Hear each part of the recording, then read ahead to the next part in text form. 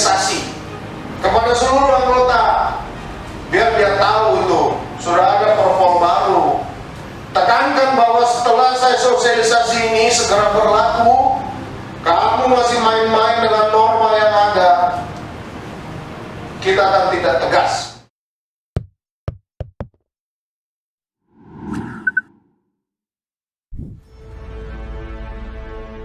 Aduh, assalamualaikum warahmatullahi wabarakatuh. Ketemu lagi di hari Selasa ya, dan banyak sekali perkembangan-perkembangan yang menarik dan seperti biasa kami ucapkan selamat datang di dapur redaksi Forum News Network. Kita akan ngobrol membaca berita di balik berita dalam program Off the Record, masih terus bersama saya Hersbeno Arif. Dan saya Agi Beta, terima kasih sekali Anda kembali bersama kami ya Mas Hersu ya. Setia nih kita membahas hal-hal yang hangat belakangan ini. Kayaknya masih sama, masih follow up ya Mas Hersu. Masih drama Korea ya, drakor atau stripping, drama stripping ya. Kan kalau kita terus menerus membahas ini, kalau di drama itu namanya stripping ya Mbak ya. Iya. Putar dari Senin sampai Jumat gitu, dan kebetulan topiknya memang sangat menarik, dan saya yakin pasti Anda juga maunya begitu ya, kita ngobrolin kelanjutan dari kasus polisi tembak polisi ya, bukan tembak menembak ya. Sejak awal kita udah ingatkan ini bukan tembak menembak, ini tadi polisi tembak polisi. Jadi sejak kita pun gitu ya, dalam menulis berita, dalam menyampaikan informasi juga harus yang begini-begini ini clear ya positioning, karena kalau terjadi tembak menembak itu berarti ada dua orang yang saling menembak gitu. Tapi kalau polisi tembak polisi, saya kira itu lebih netral karena faktanya seperti itu, sampai kita kan nanti kemudian menemukan fakta bahwa memang terjadi tembak menembak gitu ya Mbak ya. Nah, kemarin kan kita kita mempertanyakan mengapa Ibu Putri Sambo atau Ibu Dokter Gigi Putri Chandrawati ini minta perlindungan di LPSK ya. Begitu juga kemudian Barada Richard ya, Eliezer juga minta perlindungan ke LPSK. Pertanyaan kita, loh kenapa kok mereka minta perlindungan? Takut dari siapa gitu, minta perlindungan dari siapa? Dan padahal kemudian Kepala Divisi Humas Mabes Polri, Irjen Pol Dedi juga menyatakan bahwa mereka dilindungi kok oleh polisi, kan begitu ya Mbak ya. Nah, dari situ kecurigaan kita kemarin sebenarnya kita sudah mulai memberikan clue pada Anda bahwa ada sesuatu nih, kan gitu. Dan itu menjadi terang benderang ketika siang harinya kemudian pengacara dari Brigadir Yosua, Pak Kamarudin Simanjuntak, yang diperkuat oleh Johnson Panjaitan dari Indonesian Police Watch itu melaporkan dugaan pembunuhan berencana. Dan pada malam harinya kemudian Pak Listio Sigit mengumumkan penonaktifan dari Ferdi Sambo. Ini saya kira jadi menarik semua, kemudian benang merahnya mulai kelihatan ya. Terus kenapa pada waktu tanggal 13 Pak Ferdi Sambo menangis di pelukan Pak Kapolda Metro Jaya Fadil Imran dan sebagainya. Ini kan kita juga ini kan jagoan-jagoan nih, tiba-tiba jadi melankolis, berpelukan, nangis, dan pasti ada sesuatu yang sangat berat. Nah sekarang menurut saya ini mosaiknya sudah mulai terbentuk ya, meskipun sekali lagi kita harus mengedepankan presumption of innocence, dan kemudian dari sisi pers kita tidak boleh melakukan trial by the press. Karena itu mari kita ajak Anda untuk membaca berita di balik berita-berita yang bermunculan. Mari kita bahas sekarang Mbak Agi. Oke, silakan Mbak Agi. Iya Mas Hersu. Jadi ini kita ikut berlega hati ya. Jadi kita pun berharap bahwa ini kasusnya dapat ditangani dengan seproper mungkin, dengan sefair mungkin bagi banyak pihak begitu ya, dan kemudian juga tidak ada ketakutan lagi dari pihak keluarga Brigadir J, yaitu bahwa selama ini kan sepertinya mereka seperti berjuang sendiri begitu, tapi sekarang mereka sudah memiliki pengacara yang sepertinya pengacara ini juga cukup tangguh ya Mas Hersu. Dia memiliki banyak sekali bukti-bukti begitu, dan kemudian makin terkuat bagaimana pengacara ini kok bisa memiliki bukti demikian banyak begitu kan.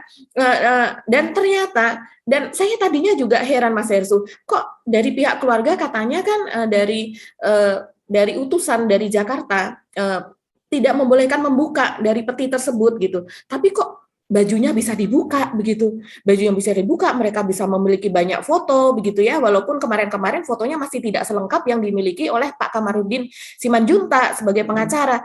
Itu dari mana? Saya pikir begitu gitu.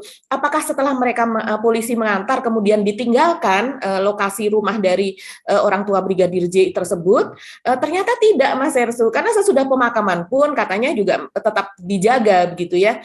Nah, ternyata yang dilakukan ini dari pengacara Kamarudin Simanjuntak ini bercerita bahwa dia bisa mendapatkan itu semua dari keluarga, yaitu dengan cara menyatakan kepada polisi bahwa jenazah dari Yosua ini akan dimakamkan 3 hari kemudian dari sejak kedatangannya begitu. Kedatangannya kan pada tanggal 9.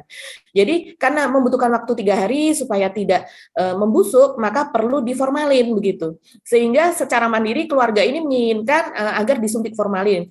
Nah, dengan alasan itulah makanya kemudian ya kita tahu, kita melihat kalau orang diformalin kan memang ada yang dimasukkan lewat badan, disuntik dan sebagainya kan.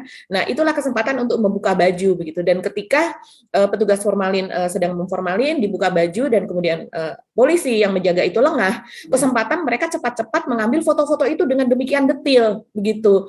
Dan kemudian ini betul seperti drama ya kalau saya lihat, dan betapa perjuangan dari keluarga ini menginginkan agar kasus ini diungkap dengan luas mungkin gitu ya, dengan sedetil mungkin. Itu kemudian karena mereka merasa bahwa HP mereka semua keluarga tersebut telah diretas. Mereka menduga itu karena memang sudah diblokir ya dari sejak kematian pada tanggal 8 sore itu, mereka sudah tidak bisa menghubungi sekitar 3 atau 4 HP dari Brigadir J. Jadi mereka menduga. Terus kemudian ada chat-chat masuk begitu, chat masuk yang mengindikasikan kita kalau seandainya ada yang mau masuk meretas email kita atau meretas WA kita, itu kan ada semacam peringatan di situ bahwa ada perangkat lain yang akan memasuki gadget kita gitu, yang tidak biasa, perangkat tersebut yang tidak biasa kita gunakan. Saya pun pernah mengalami itu begitu. Nah, itu dialami oleh semuanya, oleh keluarga tersebut, sehingga mereka menduga mereka disadap, mereka diretas dan sebagainya begitu. Sehingga ketika mereka hendak mengirimkan hasil-hasil foto tersebut, mereka kemudian lari diam-diam menuju ke lokasi yang dimana mereka bisa mengirimkan, karena mereka harus mengirimkan tidak dengan HP yang sudah ada itu begitu. Mereka pergi ke suatu tempat dan kemudian mengirimkan ke Pak Kamarudin Simanjuntak ini yang berada di Jakarta. Sehingga akhirnya Pak Kamarudin dan Pak Johnson Panjaitan akhirnya memiliki demikian banyak foto-foto dengan detail, terus kemudian juga ada video-video begitu ya, sehingga akhirnya yang fakta-fakta yang sebelumnya kita pun nggak tahu karena keluarga juga mungkin tidak berani mengungkapkan, seperti misalnya menurut Pak Kamarudin gitu, bagian pundak dari Brigadir J itu semacam hancur. Kalau dia memakai kata hancur, saya hancurnya seperti apa juga tidak tahu, tapi dia menyatakan bahwa ada bagian belakang itu yang dagingnya itu akan mengelupas sehingga masih mengeluarkan darah pada saat baju itu dibuka. Begitu juga bagian perut, katanya ada bagian yang menurut dia itu adalah bagian kemungkinannya adalah disiksa dan masih mengeluarkan darah. Dan bagian leher ini ada luka sayatan, di belakang kepala juga ada luka sayatan yang tidak mungkin itu akibat dari peluru begitu, atau bahkan serempetan peluru. Nah, ini kan kita makin terbuka. Jadi kalau memang betul dugaan atau klaim tersebut ini ternyata memang betul, ya berarti kita makin kita makin menuju kepada dugaan bahwa ini, oh ya memang betul, ini sepertinya tidak sekedar yang tembak-menembak seperti yang selalu diklaim oleh kepolisian begitu kan. Dan kemudian pertanyaan dari keluarga bahwa kok bisa anak kami terbunuh, anak kami ini adalah sniper gitu, pernah berada di Papua, ditugaskan di Papua, dan kemudian di Jambi pun dia pada saat ada kasus apa gitu ya, disebutkan ada 2 kasus itu dia ditempatkan di tempat-tempat yang rawan sehingga dia di situ dia dipercaya sebagai snipernya. Tapi semua tembakannya tidak ada yang kena begitu. Ya, 1 pun ya dari 7 gitu kan. Sejak awal sebenarnya kan kejanggalan-kejanggalan itu sudah mulai muncul ya, soal waktu yang terlalu lama, jaraknya dirilis ke publik, kemudian tembak-menembak ada 7 tembakan tidak ada 1 pun yang masuk, sementara sebaliknya ada 5 tembakan tapi ada 7 tembakan yang masuk dan 6 yang keluar, yang satu proyektil bersarang, waktu itu alasannya itu tembakan yang tembus gitu ya. Ini kan sebenarnya sejak awal ini kita sudah menyebutnya ini no perfect crime gitu. Jadi nggak ada kejahatan yang sempurna kan gitu. Dan ini kemudian menjadi menarik. Tentu saya perlu sekarang mulai merangkai ya beberapa informasi yang sebelumnya saya sebut. Saya kan selalu dalam beberapa konten kita maupun juga konten saya sendiri saya mengingatkan ini nuansa politiknya kuat ya kasus ini dengan waktu Pak Bambang Pacul Ketua Komisi 3 membuat jumpa pers secara khusus saja menurut saya itu sangat menarik, apalagi kemudian ada satu kata yang menurut saya dua kata lah yang saya garis bawahi. Satu, beliau bilang bahwa ini kejanggalannya ampun-ampunan, yang kedua mudah-mudahan nanti polisi bisa memberikan keterangan pers yang lebih baik. Nah, itu dari situ saya sudah mulai tertarik. Ada apa nih gitu. Naluri kita sebagai wartawan menuntun kita untuk kan wartawan itu kan selalu begitu ya, selalu skeptis dan kemudian ada curiosity kita harus tinggi gitu ya. Dan kemudian ada muncul namanya Pak TB Hasanuddin yang membuat pernyataan itu kejanggalan-kejanggalan, ada Trimedia Panjaitan. Meskipun kita mungkin bisa lihat konteksnya ini sebagai seorang orang Batak ya, karena ini orang Batak luar biasa dalam soal penembakan Brigadir Yosua. Ini solidaritas Batak kan luar biasa sekali ya Mbak ya. Betul. Dan sebagainya. Nah, tetapi Anda mesti ingat juga bahwa kemarin itu waktu ribut-ribut dengan Ganjar, kan Trimedia Panjaitan yang sudah lama nggak bicara ini pun juga dia langsung ngomong ke Melinti itu. Nah ini kenapa turun lagi? Apakah ini kebijakan dari PDI untuk memberikan tekanan agar kasus itu dibuka? Saya kira kan ini menarik juga. Ini clue. Saya tidak menyimpulkan, tapi saya cuma memaparkan fakta-fakta kan gitu ya, Mbak Agi ya. Iya betul Mas Hersu. Kalau kita sebagai wartawan itu kan mencari benang merah begitu ya, dan kita tahu itu sudah menjadi rahasia umum lah. Misalnya PDI memiliki beberapa kursi begitu kan, selain di parlemen, terus kemudian juga di DPR siapa saja begitu kan, dan kemudian selain di kabinet kursi-kursi itu kursi-kursi yang di lembaga-lembaga siapa saja begitu. Dan kita tahu salah satu lembaga yang sangat dekat dengan PDI dari kepalanya adalah lembaga BIN gitu, yaitu Pak Budi Gunawan. Kita lihat pada setiap kesempatan beliau ini sering sekali pada acara keluarga juga ada di keluarga Bu Megawati begitu ya, ikut serta begitu, memiliki kedekatan yang spesial begitu. Jadi wajar kalau seandainya kemudian kita melihat juga ini seperti yang dikatakan oleh IPW, mungkin juga dikatakan oleh Kontras, dikatakan oleh Pak Sulaiman B. Ponto mantan Kabais, semuanya mengatakan ini sebetulnya kalau seandainya mau bersungguh-sungguh dengan kejujuran gitu ya, memaparkan semua ini, maka hanya dalam hitungan hari ini sudah selesai begitu. Jadi dan itu bagus sebenarnya ya, dengan begini akses ini kan bagus digunakan untuk itu. Misalnya dalam kasus waktu kemarin soal kelapa sawit gitu ya, dalam ekspor kelapa sawit kan PDIP bagaimanapun punya kedekatan juga dengan Kejaksaan Agung, dan itu kemudian melakukan pressure terhadap mafia sawit kan, dan tahu kemudian ada ditangkap, dan ada satu orang kader PDIP yang juga anggota legislatif, Masinton Pasaribu, kemudian membuka kepada publik bahwa ini digunakan pengumpulan dana untuk 3 periode. Jadi dalam hal begini menurut saya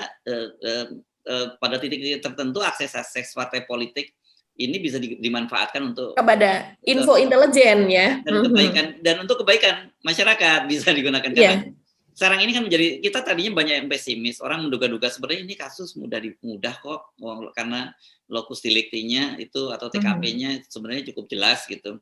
Pun kemudian pengacara punya dugaan ada beberapa lokasi gitu ya. Nah, dari situ kan sebenarnya kenapa menjadi pertanyaan, kenapa sampai 10 hari ya kemarin, ini hari ke-11, ternyata tepat 10 hari kemudian sudah mulai ada tanda titik-titik terang gitu. Karena kenapa ini kasus yang mudah kok kenapa jadi sulit?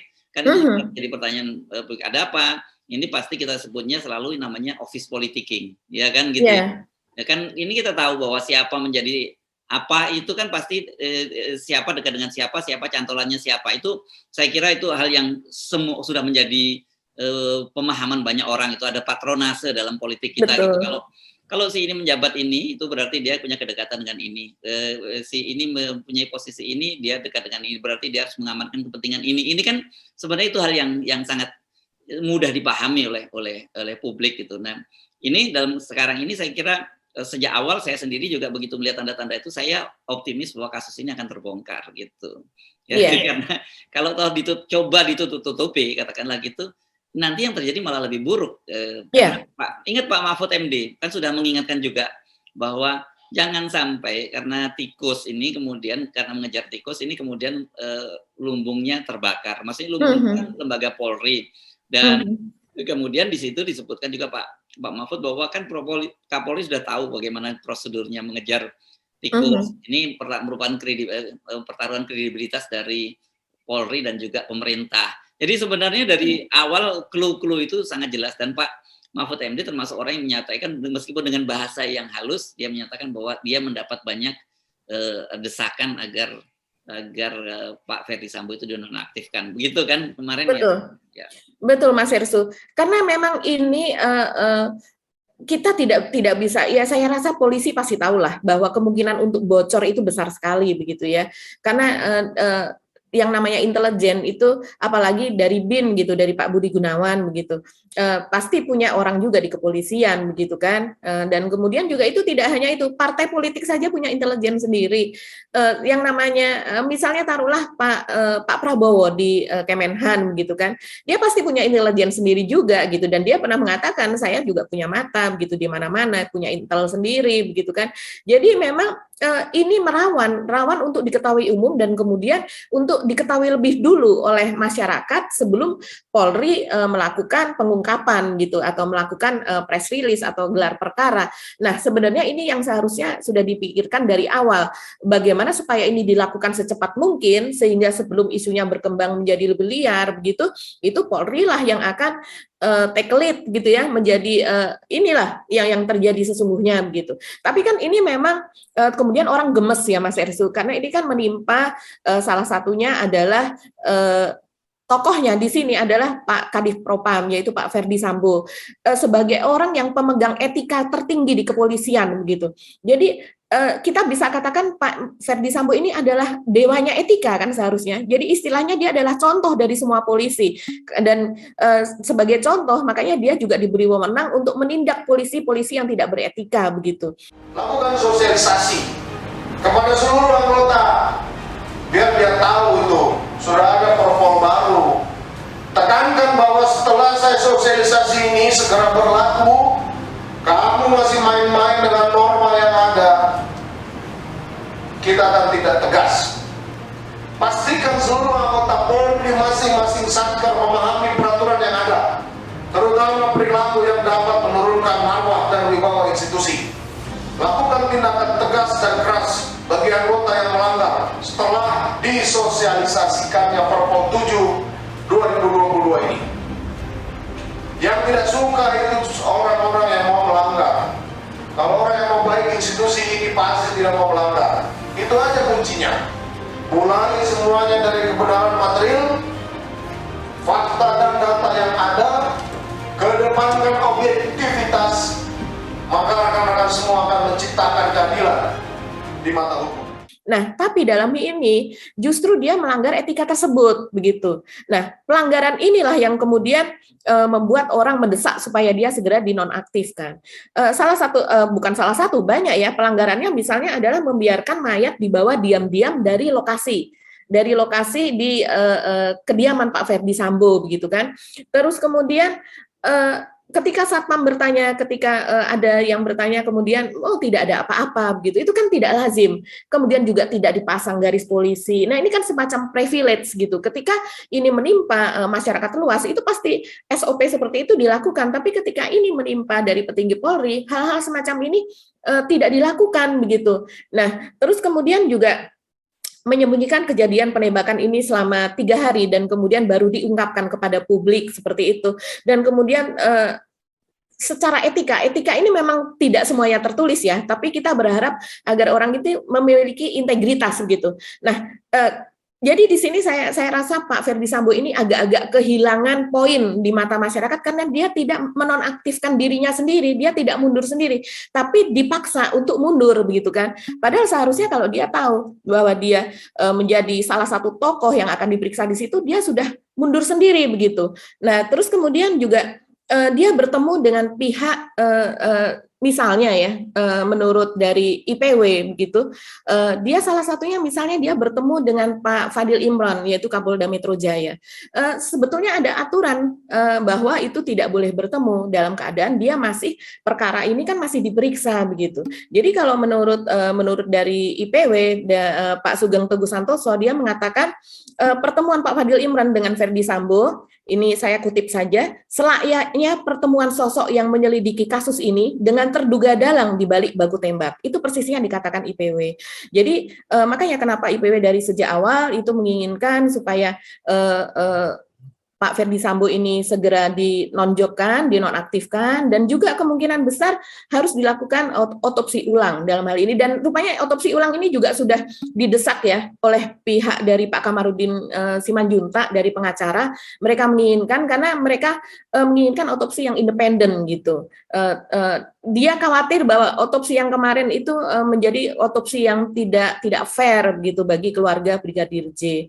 Dan kemudian juga Mas Hersu, saya menemukan bahwa saya membaca begitu ya dari media bahwa kejadian itu tanggal 8, tapi tanggal 9 itu dari akun medsos, yaitu di Instagram maupun di Twitter dari Divisi Propam Mabes Polri itu masih mengunggah ucapan selamat Idul Adha, yang dimana di situ ada foto dari Pak Ferdi Sambo dan Ibu Putri begitu, seolah-olah tidak ada apa-apa, fine-fine aja, tidak ada kejadian gempar begini.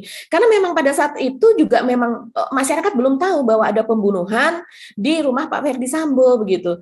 Nah, walaupun kita tahu hal seperti ini, lembaga ini yang mengunggah adalah admin gitu ya, tapi di situ yang ada adalah foto dari Pak Ferdi Sambo dan juga Ibu Putri. Nah, setelah ini kemudian diketahui, yang di Instagram itu saya lihat sekarang sudah di take down. Jadi itu mulai disorot pada tanggal 16 dan sekarang di take down. Tapi kalau yang di Twitter itu masih ada ucapan selamat Idul Fitri yang Idul Adha yang dilakukan sehari sesudah kejadian gitu. Oke, jadi ini hari kita memberikan konteks dari tapi mari kita sekarang mulai masuk ke detail kembali Mbak ya. Ada beberapa versi saya kira dari pengacara, juga ada versi media yang saya kira mungkin menarik kalau untuk kita paparkan ke viewer kita, Mbak Agi.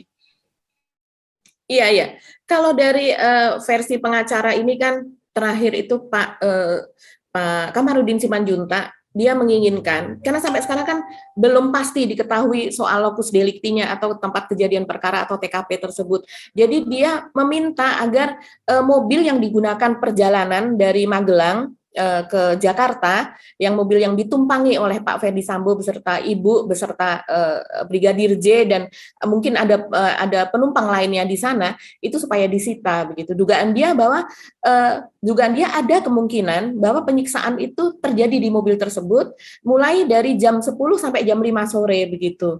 Jadi dia tim pengacara ini menduga bahwa belum tentu kematian itu terjadi pada pukul 5 sore begitu. Karena dia pun juga menduga bahwa sebelum terjadi penembakan gitu ya, entah tewas karena siksaan atau entah tewas karena penembakan, itu didahului dengan penganiayaan lebih dulu atau siksaan. Dan bahkan dokter kan bisa ya menentukan jam kematian seseorang, itu dokter betul, bisa.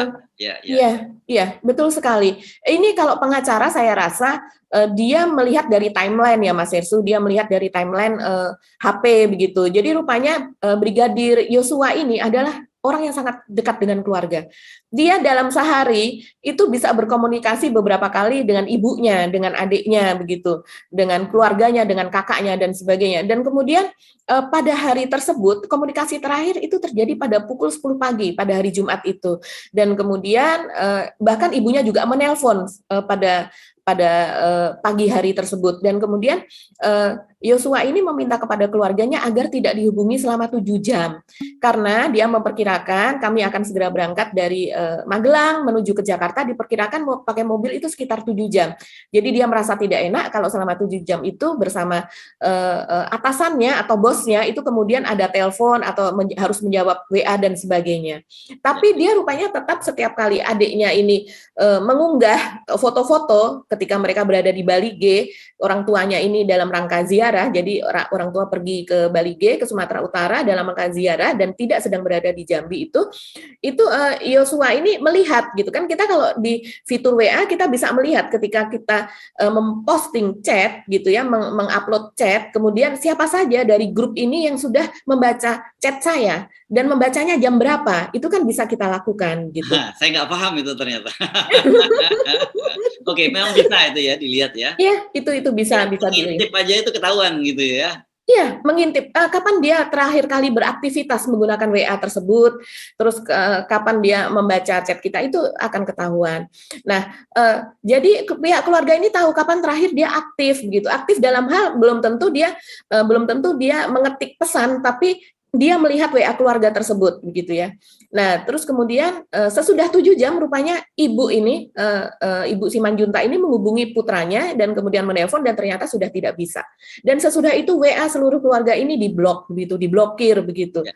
Oke, atas dasar itu saya kira kemudian mengapa Kamarudin Simanjuntak menyimpulkan gitu, ada lokus deliktinya itu tidak hanya di rumah Pak Ferdi Sambo gitu ya, mulai dari Magelang sampai perjalanan sampai kemudian di rumah Pak Ferdi Sambo gitu ya. Ya, dan dia menduga kemungkinan kalau memang terjadi penyiksaan itu maka akan ada jejak darah di mobil tersebut begitu. Jadi dia ingin itu disita dan kemudian diperiksa apakah betul dugaan mereka tersebut. Gitu. Walaupun sudah dibersihkan, pasti mobilnya dibersihkan, tapi tetap saja itu dari forensik itu bisa mendeteksi ya. Yeah. Dan orang bertanya-tanya kenapa sih mereka ke Magelang? Rupanya putra pasangan ini sekolah di Taruna Nusantara ya. Kemarin saya coba tanya ada apa rupanya. Jadi menjenguk rupanya seperti itu ya. Yeah. Nah ini ada yang itu versi dari pengacara. Tapi versi yang menarik ini saya baca di Kumparan ini menghidupkan kembali skenario lama ya Mbak. Ini kalau di Kumparan menghidupkan skenario lama kemungkinan terjadi apa motif. Ya kan orang selalu bertanya apa sih motifnya sampai kemudian katakanlah ini. Sekali lagi, please jangan kita kemudian cepat menyimpulkan karena itu nanti bersifat namanya trial by the press gitu. Tapi saya membaca ini kan di Kumparan misalnya gitu ya, disebutkan bahwa ya ini kayaknya agak nyambung sedikit dengan apa yang disampaikan oleh pengacara Kamarudin Simanjuntak, meskipun dari lokus deliktinya berbeda gitu ya. Kalau Kamarudin Simanjuntak kan menduga itu mungkin ada di 2 tempat lokus deliktinya atau tempat kejadian perkaranya.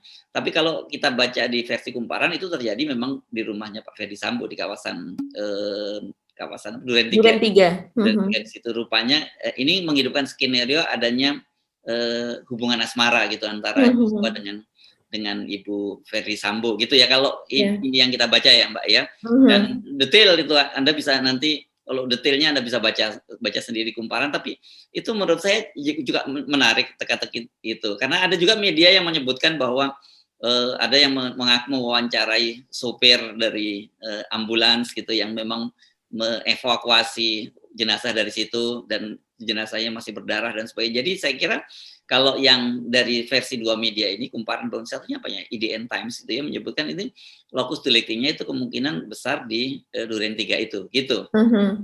Iya betul Mas Hersu. Kalau di Kumparan ini bahkan lebih detail ya. Kalau melihat dari cerita yang ditulis oleh wartawan Kumparan ini yang menurut dia narasumbernya adalah berasal dari dalam kepolisian itu sendiri begitu. Ini sepertinya Pak Ferdi Sambo jadi berada di lokasi gitu ya. Menurut dia ini ada di lokasi dan kemudian dia memang mungkin perkataan yang tepat apa ya, menjebak atau semacam itu ya, menjebak ya, dari bersembunyi gitu di situ. Bersembunyi, mengintip, menunggu dan kemudian menjebak hubungan antara Brigadir J dan Ibu Putri itu terjadi ketika Brigadir J ini masuk ke kamar begitu. Dan kemudian kalau melihat dari yang versi kumparan begitu, nah artinya ini memang ada peran dari ajudan lain selain dari Brigadir J, karena dia menyuruh ajudan ini mengintip dan memberitahu dia gitu kalau seandainya hal itu terjadi, karena dia sudah mencurigai begitu adanya hubungan khusus tersebut gitu. Nah, dan ini berarti masuk nyambung juga dengan pernyataan penjara yang menyatakan bahwa itu pembunuhan berencana kan gitu ya. Tapi kalau kita perhatikan kemarin ketika Kamarudin melaporkan ke Bareskrim, dia hanya melaporkan ada dugaan pembunuhan berencana dan dia tidak menyebutkan siapa yang dia laporkan, gitu ya. Termasuk Brigadir Richard juga tidak termasuk yang dilaporkan karena apa alasan dia? Karena itu alasannya dalam proses lidik. Ini saya kira bentuk dari kehati-hatian ya dari pengacara, karena nanti kalau ini kan bisa salah itu kalau dilaporkan itu bisa disebut error in persona, itu salah di objek orangnya, dan itu bisa menggugurkan dari sisi hukumnya kan gitu. Jadi dia ini strateginya luar biasa juga, dia ngikuti oke, silakan ini ada dugaan semacam ini proses lidik. Nah, siapa yang akan jadi tersangka yaitu yang hasil dari proses penyelidikan itu kan gitu. Tapi jadi sudah terlampau maju ya karena menduga media-media ini mendapat informasi dari kalangan internal ya Mbak, karena saya juga membaca itu misalnya ada bahkan bocoran skenario yang mau dibuat oleh polisi seperti apa gitu ya, itu beredar luas saya tidak tahu apakah skenario yang beredar itu betul atau tidak, apakah itu sumbernya valid dari kepolisian, saya kira kita belum bisa melakukan verifikasi Mbak ya, tetapi dengan perkembangan terbaru saya kira skenario lama yang tadinya dimunculkan itu bakal batal gitu kalau betul memang ada skenario itu gitu. Iya betul Mas Hersu. Jadi kemarin ada 2 tim pengacara ya yang melaporkan ini. Jadi yang satu memang tim pengacara atau sebagai kuasa hukum dari Brigadir J dan keluarga begitu. Nah, sementara yang satu lagi itu saya lupa namanya, tapi mereka adalah kumpulan pengacara yang dipimpin oleh Bang Saur Simanjuntak ya, kita tahu dia adalah salah satu pengacara begitu.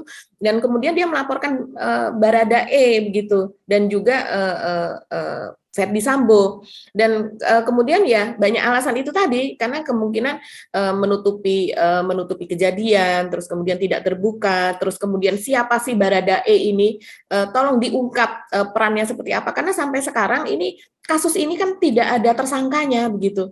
Jadi sampai sekarang kita sebuah kasus yang sedemikian besar tapi tidak ada tersangka di dalamnya, itu memang unik ya Mas Hersu, karena sepertinya untuk penetapan tersangka ini tidak mau salah gitu, tapi untuk membuat agar ini masuk akal juga sulit begitu terhadap tersangka. Dan kemudian kan pertanyaannya kalau memang Baradae itu dia bersalah, kenapa dia kemudian meminta perlindungan saksi kan gitu? Itu kan juga jadi saksi dan korban, LPSK kan gitu. Jadi saya kira posisinya kalau dari informasi-informasi yang awal ini kalau jadi saksi pasti ya. Barada Richard ini bagi saksi pasti, apakah dia kemudian jadi korban seperti halnya juga dengan Ibu Verdi Sambo, Ibu Putri Chandrawati Sambo ini memang menjadi menarik, tapi ini sebenarnya menjadi benang merah gitu ya. Kenapa kita tidak berani, bukan tidak berani, kita tidak mau menyimpulkan, karena itu tadi sekali lagi kita nggak boleh menyimpulkan kasus itu karena tidak itu namanya sudah orang selalu trial by the press, itu menghakimi melalui media, nggak boleh. Kita menghakimi secara media itu tidak boleh. Tapi kalau kemudian ada fakta-fakta, ya kita paparkan sebagaimana faktanya seperti itu. Tadi, jadi apa yang kita sebut tadi, pengacara menduga pembunuhan berencana, itu memang faktanya seperti itu. Kemudian ada media juga, karena kita tugasnya membaca berita di balik berita, ada juga media yang menyampaikan semacam itu. Narasumbernya seperti apa, saya kira media-media ini juga mesti mempertaruhkan kredibilitasnya ya. Dia akan sembarangan mengutip sumber-sumber yang tidak cukup kredibel, karena itu risikonya juga ada konsekuensi hukum ya. Walaupun sebenarnya media juga punya hak tolak, itu yang orang sering lupa ya. Kadang-kadang kita diminta untuk siapa narasumbernya. Sering kan gitu disebutkan. Ini menurut narasumber di kepolisian. Nah, ada banyak media-media yang tidak cukup kredibel menggunakan ini untuk bermain-main gitu ya. Dia tidak mau menyebutkan harus kita lindungi. Padahal sebenarnya dia tidak punya cukup sumber yang kredibel.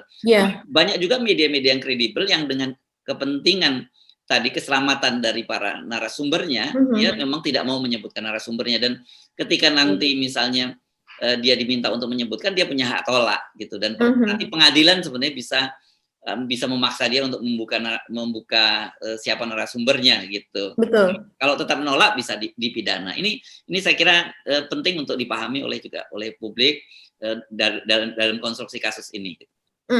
Iya, Mas Hersu, karena memang sepertinya kasus besar seperti ini kita harus perlu pengawalan ya dari publik, dari orang-orang yang paham hukum, atau orang-orang yang kemudian juga mengetahui begitu, mungkin tetangga atau mungkin orang yang terbiasa lewat di situ, tukang sayur, tukang bakso atau dan sebagainya begitu kan, itu kan mereka bisa menjadi saksi atau menjadi narasumber yang tidak kalah pentingnya dari perkataan jenderal sekalipun kalau seandainya mereka memang mengetahui kejadian tersebut begitu.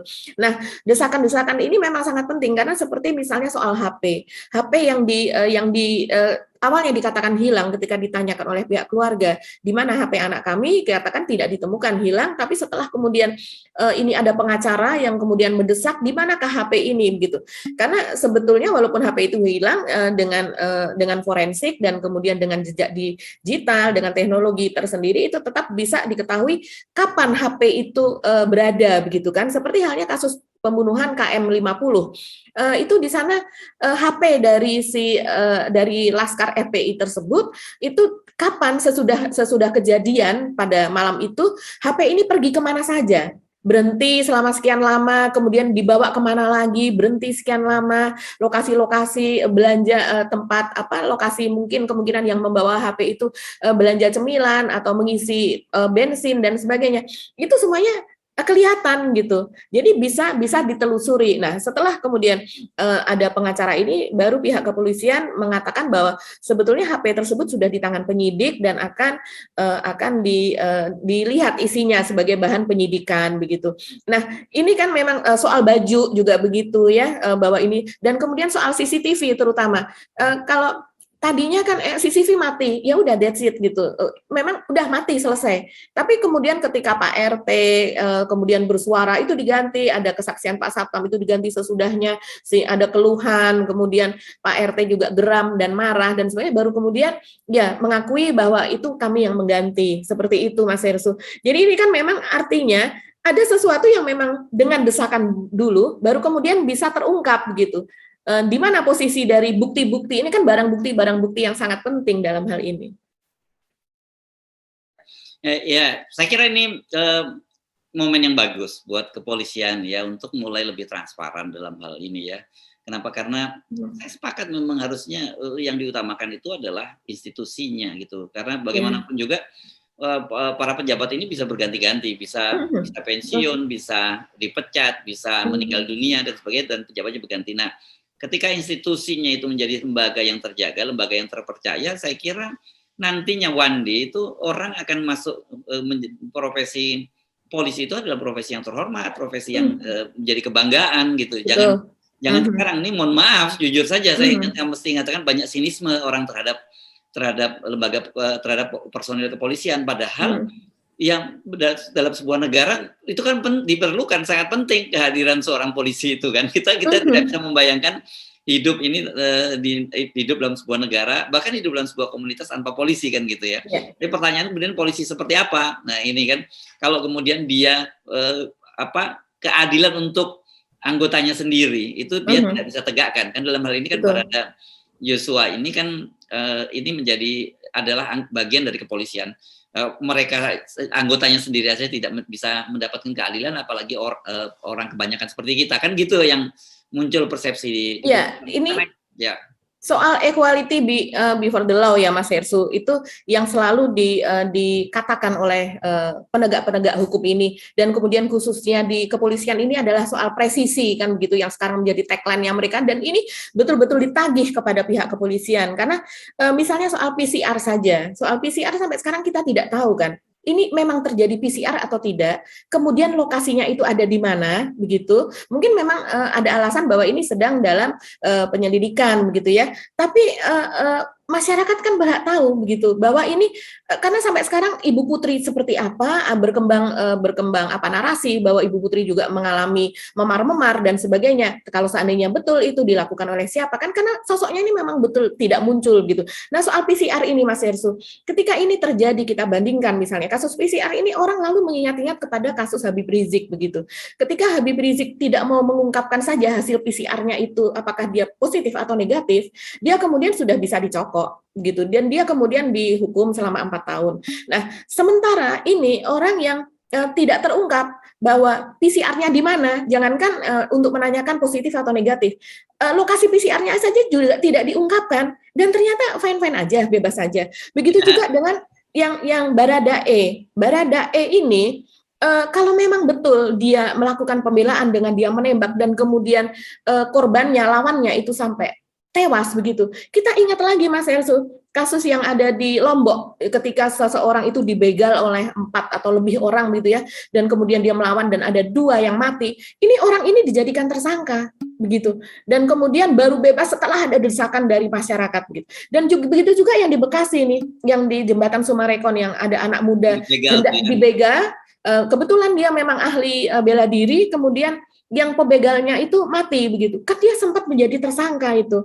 Dan kemudian dia ya akhirnya dengan desakan akhirnya dia bisa dibebaskan. Nah, dalam hal ini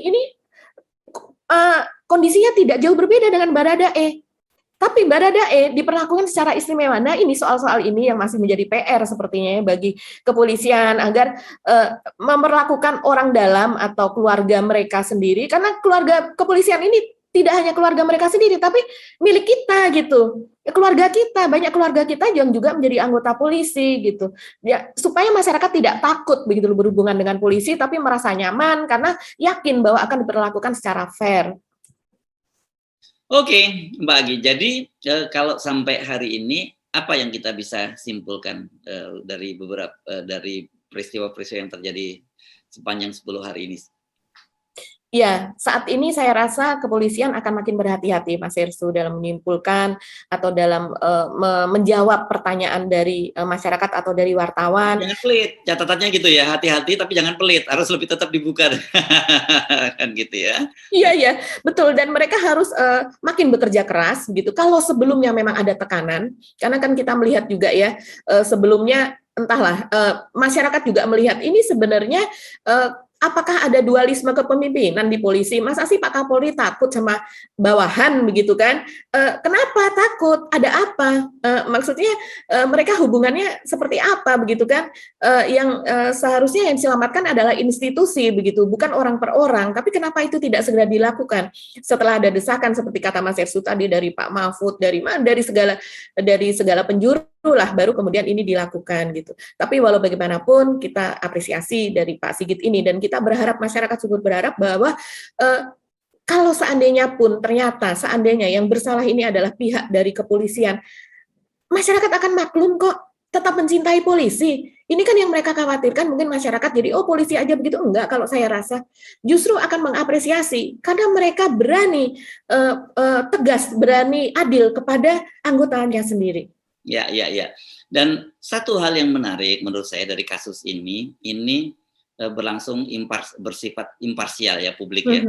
Beda sekali dengan KM 50 ya. KM 50 itu mungkin karena memang karena pembelahan gitu ya. Jadi para publik maupun civil society itu sikapnya tidak sama. Bahkan ada yang namanya buzzer terus saja menggoreng kasus KM 50 itu ya. Sementara dalam kasus ini nggak ada. Nah ini enaknya ternyata ketika negara tanpa buzzer dalam kasus Joshua ini kan nggak ada ya, nggak ada buzzer sama sekali gitu, baik yang pro maupun kontra pemerintah gitu.